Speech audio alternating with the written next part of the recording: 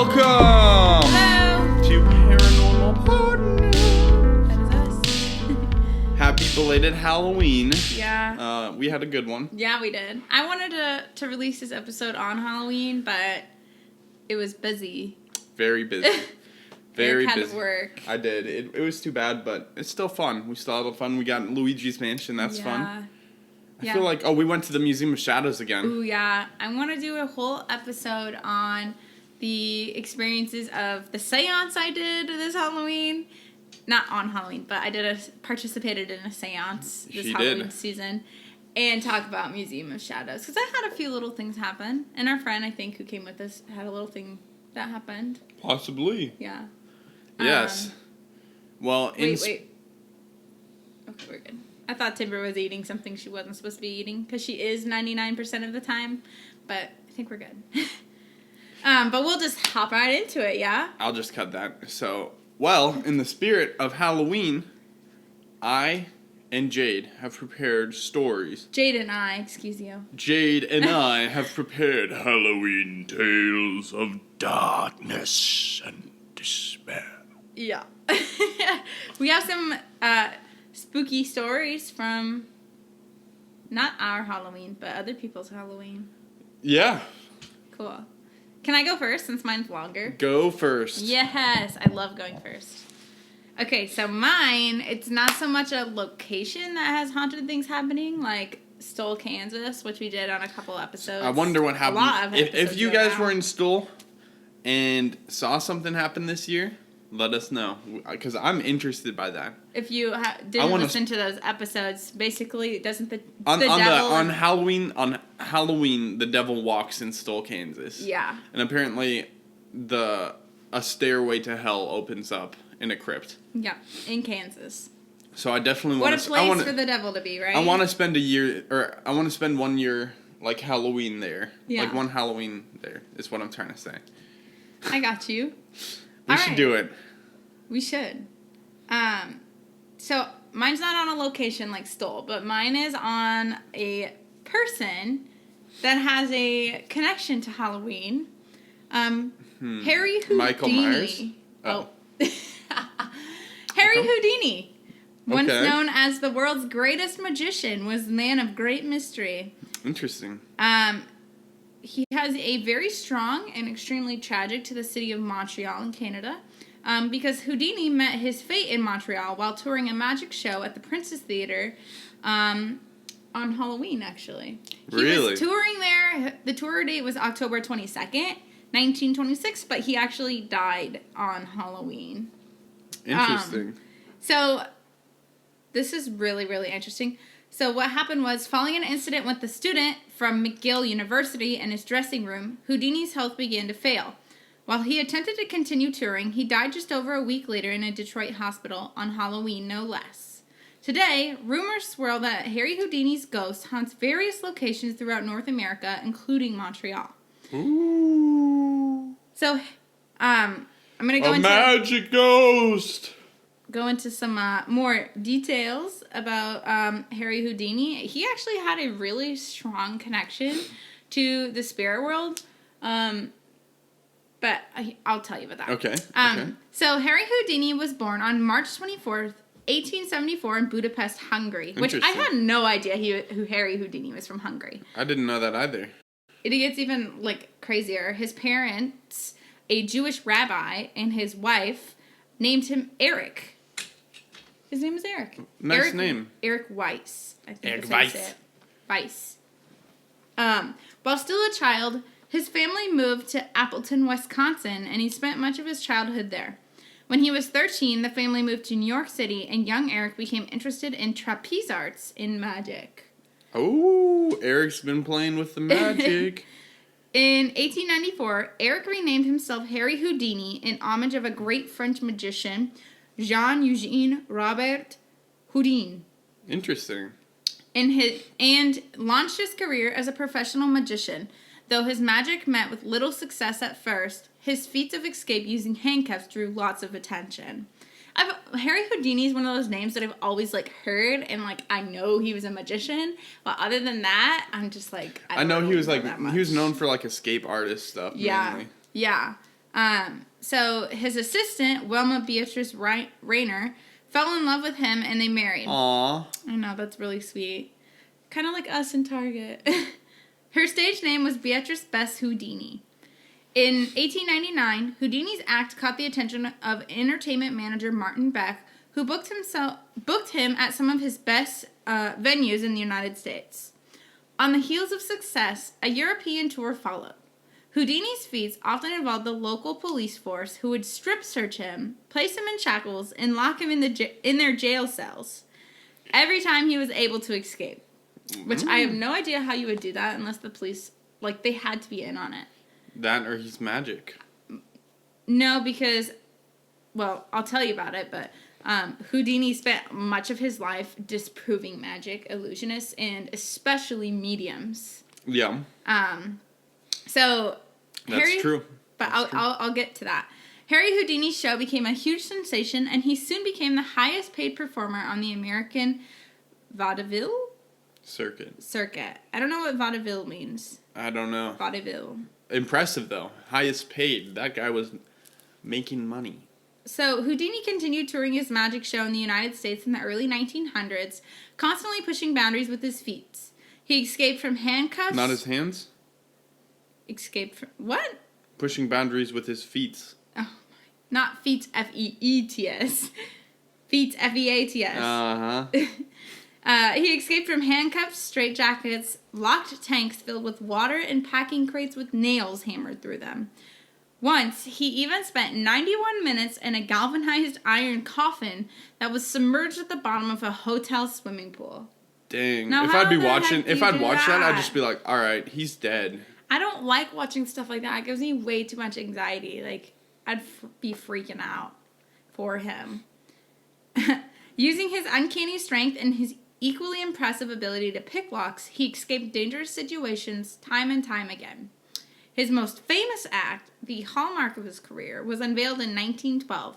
Also, it's freaking crazy to think that he was, alive that long ago. I did not think of Harry Houdini alive that long ago. You mean you thought it was longer, or? No, I thought he was, recent? Earlier, yeah. Yeah? I thought he was, 50s. But... No, he's OG. Yeah. It's an interesting picture. Yeah, his most famous act is called the Chinese Water Torture Cell. And the performance involves Houdini suspended by his feet being lowered upside down into a locked glass cabinet filled with water. In this aquarium-like contraption, Houdini had to hold his breath for more than 3 minutes in order to escape. Wow. How insane is that? You think that he had some stop word or some action he would do that would make them stop it? I don't know. He's like, and then they'd break the. He does hand signs and they break the glass. Yeah.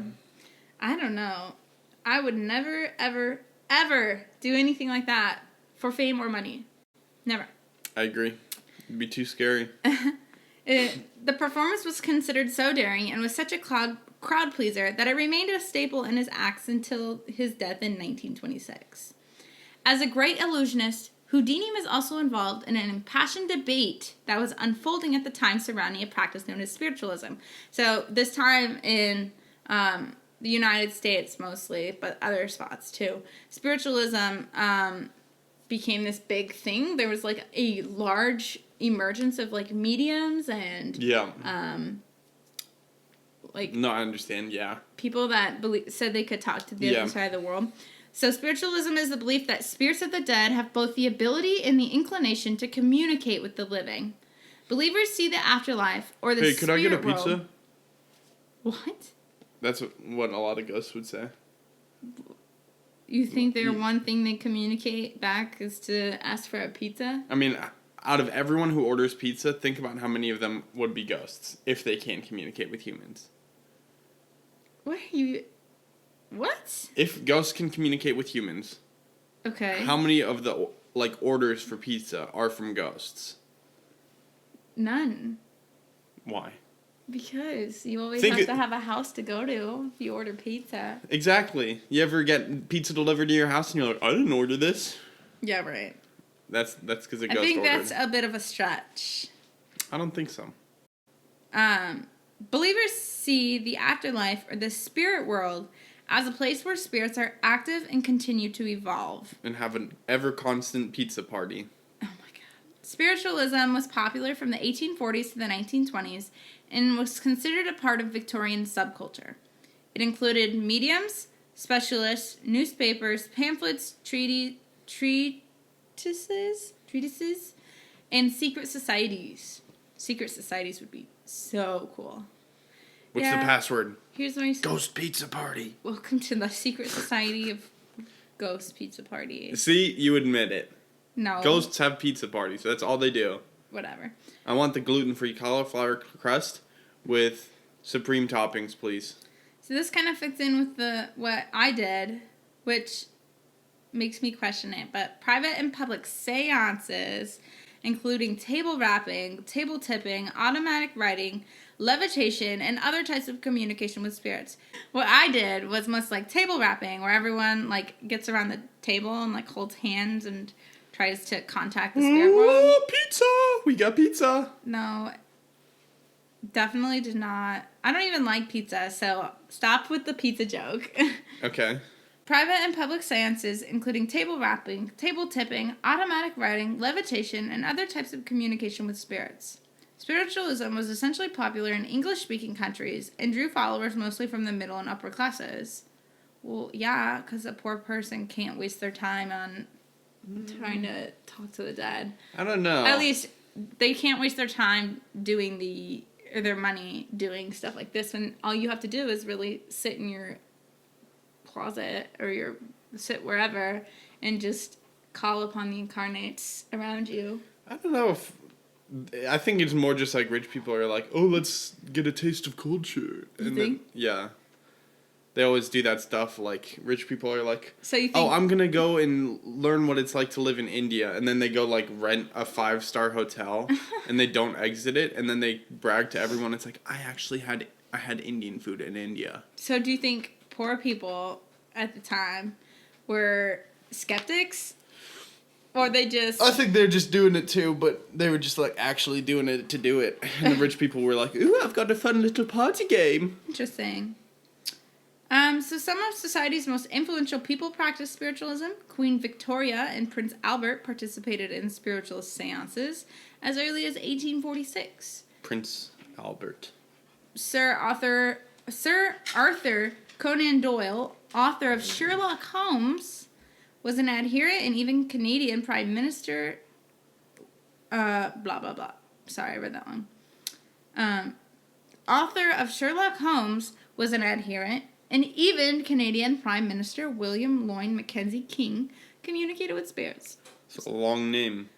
Canadian Prime Minister William Lyon Mackenzie King. CPM WLMK. Vote for WLMK. CPM WLMK communicate with spirits. So everybody who was anybody was communicating with the dead. So yeah, I can agree with your statement that people were like, let's do this because it's highbrow culture. Blah blah. Yeah, exactly. Harry Houdini, despite being the world's most famous magician, was never a believer in spiritualism, although he claimed he wanted to be. When his mother died in 1913, she left an impression on Houdini with her last word, forgive. That's the last word she said to Houdini before she died. So he began to visit a number of mediums and attempted to receive confirmation that his mother's spirit existed in the afterworld. However, the more seances he attended, the more Houdini began to believe that all mediums were fraudulent and were taking advantage of vulnerable people. None of the mediums he visited were able to repeat his mother's last word, and for him, this was enough evidence that the movement was a hoax. So it's pretty fair. It's fair, and also, like, it's so hard because nowadays we have, like, technology and, like, so many more ways. Like, people put everything about themselves online. Like, everything. So there's, like, so many more ways for, like, a medium, quote-unquote medium, or a psychic or whatever. It's different if you just walk into one that doesn't know you. If you do a walk-in appointment, though. Yeah, that's true. That is true. But also, I kind of believe it could be, like, have you seen, you know, the show Psych? I know you've watched it before. Kind of like, in Psych, Sean, one of the main characters, is just, like, really, really overly observant. Like, he notices little things and details about people, which he can tell, like, some dirt on the pants means that they might have grabbed the flower pot or something like that. And he pretends to be psychic and using just his extreme, like, ability to observe people and make inferences based off of that. I think one, I think some mediums are a crock. Two, I think it is their career and they need to try. And sometimes, just due to the profession, they can't get a connection. Mm-hmm. I think that's just part of it, is sometimes you don't get a connection. And I think sometimes when they'd get that, they didn't want to just be like, yeah, I'm not feeling anything, because then they'd be like, oh, it's a crock, that they try to make something up. I think that's part of it. That's true. And I think another part is Harry's skepticism, probably the negative attitude kind of dampened the effects too. Yeah, I agree with that also. Houdini decided to use his talents as an illusionist to expose the sneaky tricks used by unscrupulous mediums to take money from grieving clients. His mission to debunk such unethical quackery gained an impassioned, albeit small, following. I could definitely see in that time period them being quacks, though. Yeah. Because it'd be the highbrow, ooh, let's talk to the dead, kind of thing, you know? Yeah. I can see them, I can see it more than anything. Just like, I'm not saying like morals were different, but in a way they kind of were. Like, it was about making a living and making a life however way you could. It didn't necessarily have to be an honest living, you know? I don't know if that's true. I don't know. I don't know. I feel like... You know more about history than me. Yeah, but... I don't know. I don't know if that has any historical basis behind it. I'm just spitting out from what I've like read. Like, think about like colonization movement. It was like, these aren't humans. Kill, kill, kill. And it was like, I made my living stealing all the gold from the Native Americans. You know what I mean? Yeah. And like, this is the 1840s, so yeah, that's later. It's you know, a couple hundred years later, but still, it's like. I don't know if they're necessarily, like, human rights and wasn't as big as it is now. It wasn't as important, so I can see there being, like, a less honest way of life. I don't know. Okay, anyway, back to Houdini. Houdini's position caused rifts within the spiritual movement and even ruptured friendships. His friend Sir Arthur Conan Doyle was convinced that Houdini possessed divine powers of dematerialization, despite all the magician's protestations to the contrary. Their relationship began to sour when Houdini began to publicly debunk mediums, both on... Well, you're not. I mean, he used to do it when they were on stage. And, like, he would also publish in a journal called Scientific American about all the frauds that he would see. So he'd call them out in the act and then write about it, so everyone knew. Jeez, that'd be stressful. Yeah. So Conan Doyle was devastated when Houdini exposed a Boston medium named Marjorie Crandon, an attractive blonde who was also known as the Blonde Witch of Lime Street. She would often perform naked and apparently secreted ectoplasm from her private parts. Oh, God. I got a good laugh at that. That's so gross. Yeah, she must be a witch. Houdini attended her show, observed her sleight of hand tricks, and then publicly exposed her as a fraud. He'd just be like, oh, yeah, that's just split pea soup, guys. And she is just nasty. Everyone's like, oh, what? A gal of loose morals. That's all you are. Blonde witch. A wench of loose morals. That soup could go to the homeless, but instead you choose to rub it in your nether. When Houdini announced to the seance attendees that the game was rigged, Marjorie and her spirit guide Walter were furious. Houdini, you god blank, son of a blank. Sorry, I'm making it kid-friendly. Walter yelled, I put a curse on you now that will follow you every day for the rest of your short life. Wow, oh no, and you're going to throw soup at me. I should do it in his voice. Oh, Houdini, you blank son of a blank, Walter yelled. I put a curse on you that will follow you every day for the rest of your short life. Wow, canned soups get thrown at me or something. I wouldn't believe that. I'd be like, all right.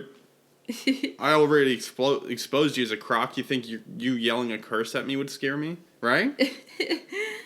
This threat didn't deter Houdini. Exactly.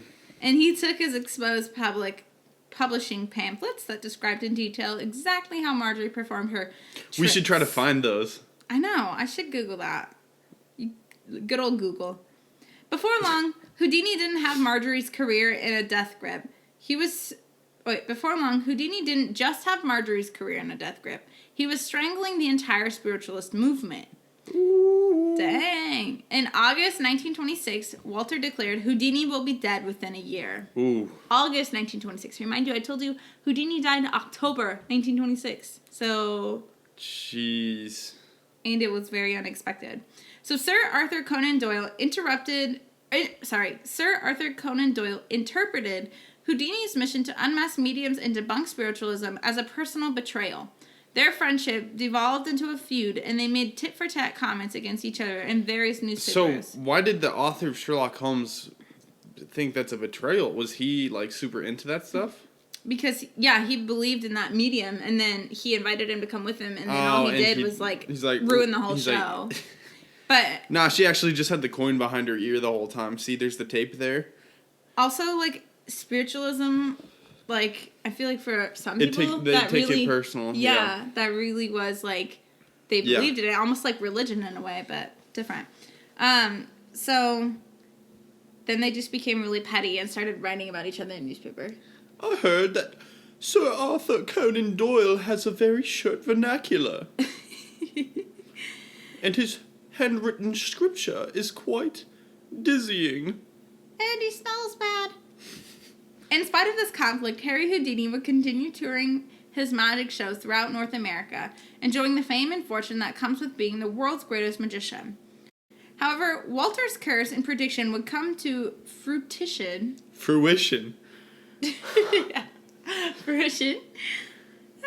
In October in Montreal, where an unexpected incident would put an end to the storied magician's career and life. Dun, dun, dun. On the afternoon of October 22nd, 1926, Houdini was relaxing in his dressing room at Montreal's Princess Theatre on St. Catherine Street before an evening performance. Ah, so nice and luxurious. Oh. He was visited by two McGill University students who were curious about his alleged magical powers. One student, named J. Gordon Whitehead, asked Houdini if it was true that he could withstand any punch to the stomach, as the magician had previously proclaimed. Houdini said yes, and all of a sudden the man delivered a series of 4 punches to Houdini's gut before the magician could tighten his muscles. Sure. What? So he's saying he got caught off guard. I believe that. I believe that. The guy's just like, oh, she can take wham! But how do you get punched 4 times before you can tighten your muscles? Because if you get hit once, you're going to be out of it. That's true. So taken off guard, Houdini's appendix ruptured, and his health quickly began to fail. That guy's got a strong health. Yeah. Throughout the evening, Houdini performed his show in excruciating pain. What? He was unable to sleep and remained in constant pain over the next 2 days. You know, he's like, oh, that stupid little boy. Well, actually, so he continued for the next 2 days to travel to Detroit to continue performing. And when he finally sought medical help, Houdini was found to have acute appendicitis and a fever of 38 degrees Celsius. Let me see what that is. Fahrenheit. Celsius to Fahrenheit. Sorry. I meant to do this earlier. I really need to know. So 38 degrees Celsius is 100 degrees Fahrenheit. That's not like That's crazy. not like crazy, but it's crazy. I mean, it's not crazy. But back then it's probably a little bit worse. Yeah, so a doctor advised him to go to the hospital for immediate surgery, but Houdini decided to first complete his show as planned on October 24th. The show must go on. I mean, dude, your appendix is burst. It's spilling into your And insides. you got cursed, buddy. You're being poisoned, and you were cursed like 2 months prior. Basically a month. And he's still gonna just keep doing the shows, which... Respect, but at the same time, like, you're gonna die. Like, money is not worth it. Fame is not worth it. When the curtain rose, Houdini's temperature was a feverish 40 degrees, so that'd be about 102 degrees Fahrenheit. Despite help from his assistants, he was clearly exhausted and in pain. Houdini missed several cues and seemed in a rush to complete the show. That'd be so hard. Like, imagine doing that Chinese torture chamber upside down in the water with your appendix burst. I don't want to think about that. That's so bad, man. By the middle of the third act, he could not continue, so he asked his assistant to lower the curtain. Houdini collapsed backstage and was carried by his assistants to his dressing room. Stubbornly, he continued to refuse medical care until the next morning, when his wife, Bess, insisted he go to the hospital. Houdini relented and was admitted to Detroit's Grace Central Hospital. Is this man crazy? I mean, I wonder, like, how much they knew about appendicitis. And I don't know stuff about medical stuff, but, like... Well, didn't the doctor just say he had a fever? No, the doctors told him that he had his appendix burst. Let me go back and check that. Go further down? Further down? Throughout the evening. Yeah, a doctor advised him to go to the hospital for immediate surgery. He had acute appendicitis. Okay, yeah, you're right. Okay. Yeah. He's crazy. I mean, I don't know why. I guess maybe if you have a doctor telling you need immediate surgery, I think I'd put a little more care into it. Whatever. But doctors quickly removed his ruptured appendix at the Detroit Grace Central Hospital, and they did not have much hope for his survival. Several days later, on October 31st, Halloween, Harry Houdini was surrounded by his wife and brother on his deathbed in room 401. Houdini promised his wife that he would send her a message from beyond the grave, if it was possible. With the last words, "I'm tired of fighting," Harry Houdini died at 1:26 p.m. of septic poisoning caused by peritonitis from a ruptured appendix, making for an extremely macabre Halloween. Wow, so that guy just literally punched him to death. He punched him and he ruptured his appendix. Wow, what a way to go. Did not know that happened to Houdini. That's crazy. Yeah, so there are a few ghost stories. People have claimed to see Houdini's ghost several times, but I feel like if Houdini actually did come back from the grave, that he would, like, make it very known, because he promised to communicate from beyond the grave. He'd be like, yo, it's Houdini. It didn't take long for hundreds of mediums to emerge, each pronouncing that they had received messages from the light magician. That'd be so annoying of the lights. What jerks. Like, he clearly didn't believe in, like, the medium stuff, and then... Oh, timber. He clearly didn't believe in, like, all the medium stuff, but they're like, oh, yep, I'm totally getting him right now. Channeling him. Channeling his aura. This is really sad. So, the following year after he died, Bess organized a seance on Halloween night in an attempt to bring forth his spirit. So, his wife. Oh. It is a tradition that has continued into the present, with a seance being held somewhere in the world every Halloween to try and communicate with Houdini's ghost. Wasn't there... It changes every year, so... Didn't you talk about that one person who visits... Oh, no, that was... Yeah, it's Edgar Allan Poe. Dang it. That was Edgar Allan Poe's grave. Dang it. Yeah. Maybe Houdini's visiting Edgar Allan Poe's grave. Just completely separate entities, but yeah. So there's a couple different ghost stories. The first ghost story places Houdini's ghost in Los Angeles. Ghost hunters Richard and Debbie Sennett believe Houdini's ghost haunts an old stone staircase at the ruined estate on Laurel Canyon Boulevard in Hollywood. Which wouldn't make sense in a way, because he was a star. Obviously, fame and that stuff meant a lot to him. I mean, he went through a couple days of it with his appendix burst. But it's known as the Houdini Estate. The mansion at 2400 Laurel Canyon Boulevard burned down in 1959. When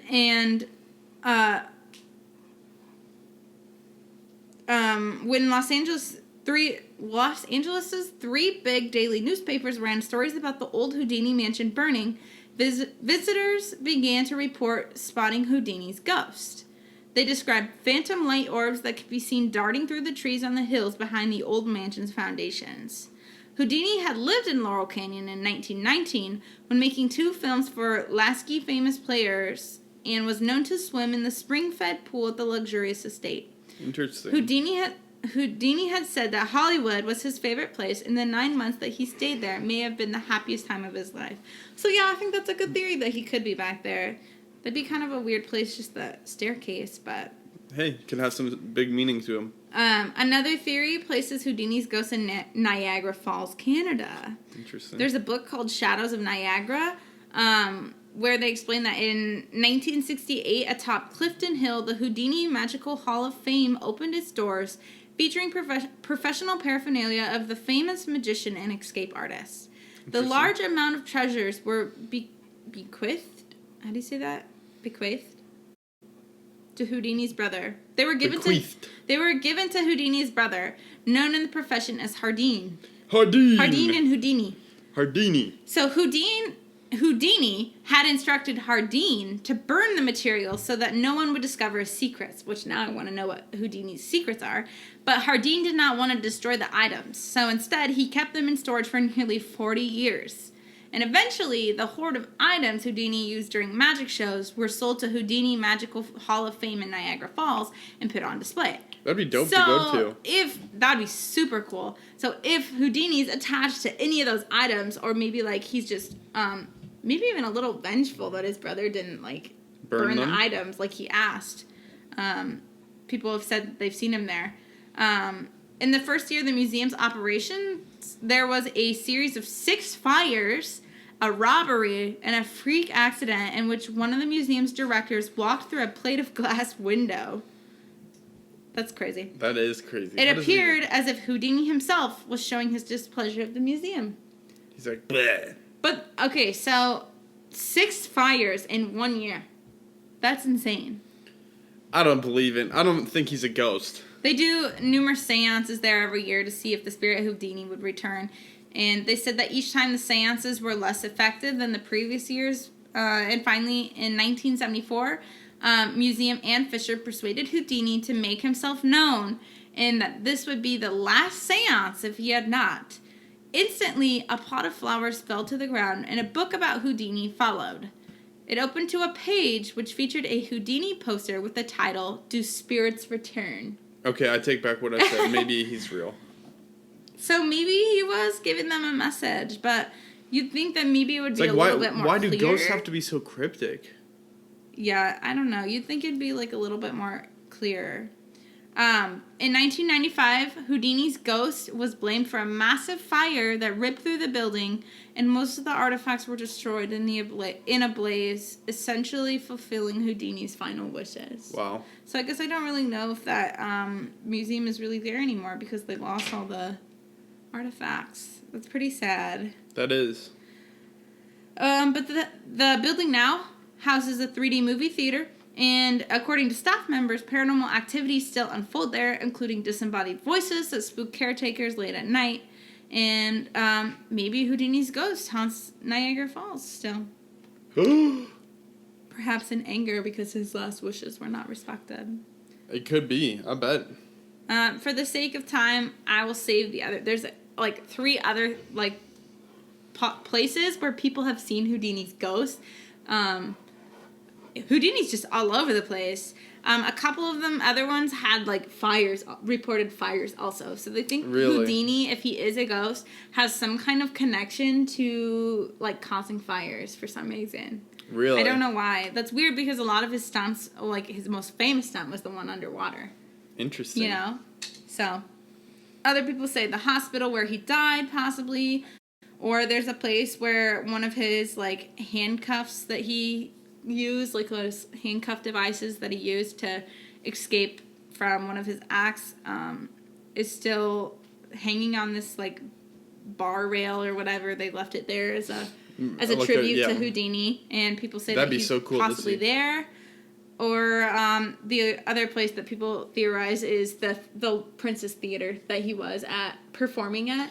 That he got murked at. Yeah, that he got murked at. It's not called the Princess Theater anymore, but it's called the Le Parisien. Yeah. Le Parisien. So, yeah, Houdini, the Halloween ghost. Houdini, interesting. Houdini, spiritualism, ghost fires, oh my. Yes. So with that, I shall transition to your ghost story. Your Halloween ghost story. Houdini is quite interesting. It's spooky. Okay. Or ghostly. I've got two quick things. Sorry, I always pick really long stories. It's just so interesting. I have to know all the background. Mine is from the Charlie Project, and that's a project where they go through missing people whose cases have been closed but have not been found. So if you want to donate, I haven't done a ton of research, honestly, but I think it's a good cause. It looks like it. I think I've heard of it before. So this is about the disappearance of Hyun Jong-song. She was missing on Halloween night. That was the last night she was seen. So she was 21 at the time. Wait, Halloween night? 2001. Okay. I was Yeah, like, 2001. So it's quite a while ago. She was 21 at the time, so she's 39 now. Oh, wow. She was between 5'1" and 5'3", 110 and 130 pounds. So she's last seen there, wearing a rabbit costume, which consisted of pink sleeveless shirt with a rabbit design imprinted on the front, rabbit ears, a white tennis skirt, and a bunny cottontail attached to the back, brown suede leather knee-high boots, and a red knee-length hooded parka. Yes. So let me go ahead and read you the details of her disappearance. Oh. It's kind of sad. It's actually really sad, but it's interesting too. Okay. I'm listening. Detective. So she was raised in Seoul, South Korea. She moved there to the United States in 1995 to live with relatives in Springfield, Virginia, near Alexandria. She graduated high school and enrolled in Pennsylvania State University, where she majored in integrative arts. She was scheduled to graduate during the spring of 2002. Oh, that's sad. She's a year younger than you are when she was lost. How sad is that? Yeah, that is really sad. Song attended a Halloween party during the early morning hours of November 1st, 2001, at Players Nightclub in the 100 block of West College Avenue. She departed from the party at 2 a.m., then stopped by a friend's house for 2 hours. Another friend dropped Song off outside her residence in State College Park Apartments in the 300 block west of Clinton Avenue at approximately 4 in the morning. She had been drinking that evening and she was mildly intoxicated. When taken to her apartment, she's never been heard of again. So, Dang. Song's friends reported her as a missing person when she failed to contact anyone by November 4th, 3 days after her disappearance. Nearly all personal belongings were inside her residence, including her backpack and the cellular phone she carried. Dang, so she had to go inside before she didn't get snatched outside. So she went back outside. The false eyelashes that Song wore as a part of her costume were located inside of her apartment. Her keys and her purse containing her credit card and driver's license were the only things missing from her home. So her cellular phone was turned off, and she didn't place any phone calls from her apartment after returning home. Nor was there any indication of struggle or foul play at the scene. Wait. So she took, or whoever took her purse and her keys. Purse, keys, and credit card and ID. Was her car there? Or did she probably didn't have a car. Well, maybe she did. I don't know. Not a lot of college students that live on campus or near it have cars. Especially probably there, so. Song's family, who traveled from South Korea to the United States after her disappearance, cleaned her apartment shortly after the initial police search, inadvertently destroying what physical evidence that might have been there. Song did not have any travel plans in 2002, and her loved ones stated that it was uncharacteristic. Jeez, are you okay? Yeah, I'll just reread that.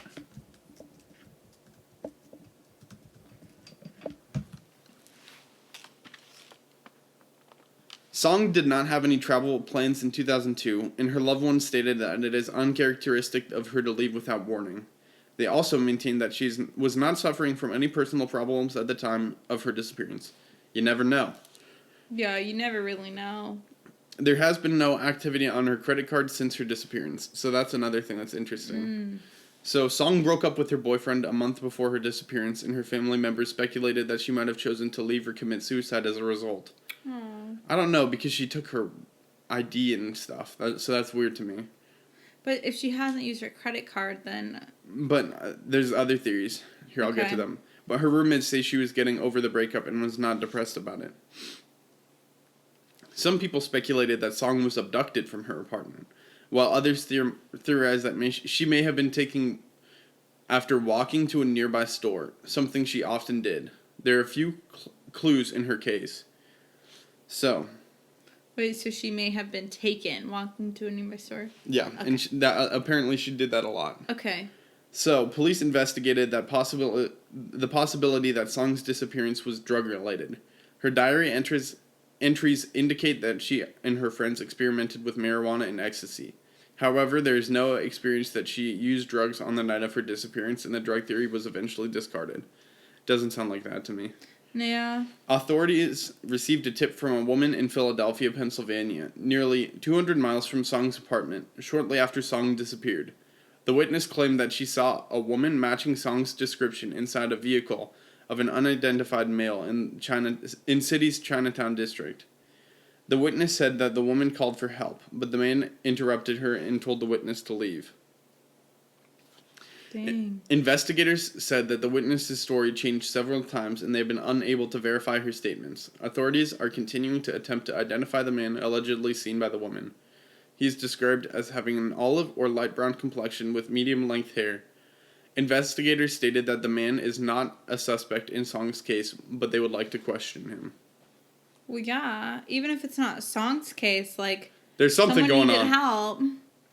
Another possible lead was investigated when bank robber Hugo Marcus Selensky was arrested, and several sets of human remains believed to be from between 5 and 12 people were found in his backyard. Oh, wow. None of the remains were from Song. Selensky told the police that he and another man, Michael Jason Kurkowski Jr., saw Song on the night of her disappearance, mistook her for a prostitute, and kidnapped her, and kept her imprisoned in a walk-in safe in his home until she died. He says they then buried Song's body in Luzerne County, Pennsylvania. Kurkowski could not confirm or deny Selensky's account because he was one of the people buried in Selensky's backyard. Oh, God. I know. Selensky said he killed Kurkowski after learning about that he had kept Song's bunny ears as a souvenir of the crime. How messed up. Isn't that so messed up? That is messed up. One of Selensky's friends, however, told the police that Selensky had boasted of the murder to him. So, investigators have been unable to prove Selensky's involvement in Song's disappearance, but they have not ruled him out as a suspect either. Well, where did the bunny ears go? I don't know. He was acquitted of the murder charges against him, but was convicted of 2 counts for abuse of a corpse. How? He admitted to killing them, and he had dead bodies in his backyard. How can you be acquitted? Yeah, how... I mean, isn't just admitting enough evidence? That's insane. How do you have all those bodies buried in your backyard? How do you have those bodies and admit that? I don't know how law works, but that sounds messed up. He must have had the best lawyer in the world. That is insane. It's like, all right, we're gonna let you go, but we're gonna give you 2 counts of misuse of the body. Yeah. So I don't know. I think that personally, that is what I think happened. I don't know. There's something interesting about it happening on Halloween too. You got to think that there's something spooky that could be going on. Yeah. I think it's likely that she probably got abducted from her home. I think she probably walked to the place. Well, she had to. I don't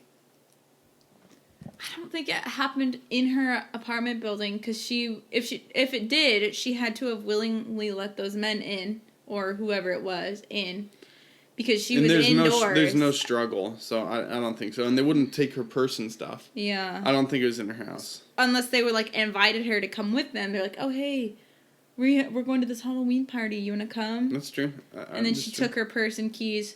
She's a little intoxicated, so she might have forgot her phone. That's not unusual. Maybe. She's dead. I think she's dead, clearly. I think so, too.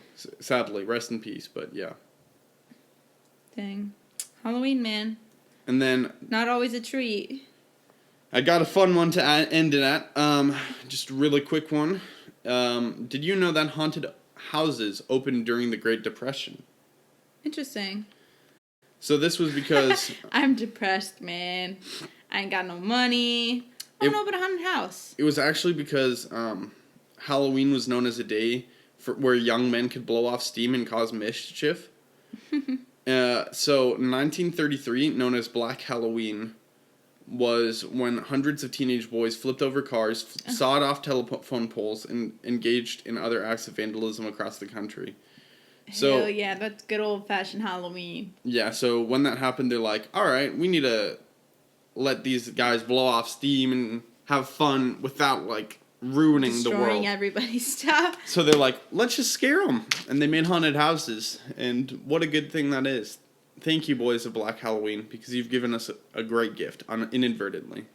Well, thank you for your little Halloween history lessons. Yeah. No actual ghosts, but... Yeah, no ghosts in mine today. But interesting stories. And shedding light on how you need to be safe when you're outside. The Charlie Project. And don't never trust no ghost. Don't never trust no ghosts. Don't trust never no ghost. Do not never ever not trust a ghost. Trust ghosts. Actually, y'all, the point of the story is fear the living more than the dead.